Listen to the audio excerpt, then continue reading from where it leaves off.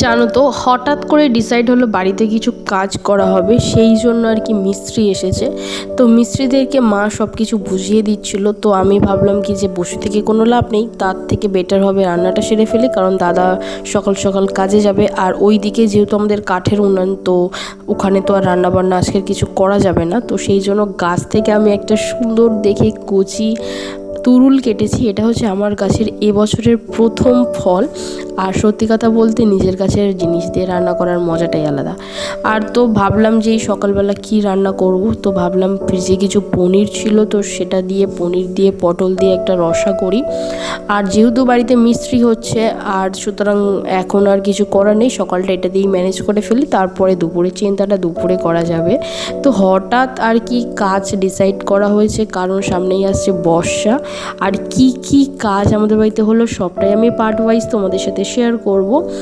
আর একটুখানি পোস্ত আর কাজু বাটা দিয়ে আমি আজকের এই তরকারিটা করেছিলাম। আর এটা সত্যি কথা বলতে খেতে ভীষণ ভালো লাগে, রুটি দিয়ে বিশেষত।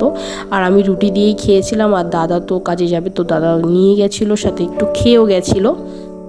তো চলো, এটাই ছিল আজকের আমার সকালবেলার কাজ, কারণ এটা কমপ্লিট করে আমি যাব পিছনে কিছু মিস্ত্রিদের সাথে কথা বলতে। So bye, Radhe Radhe.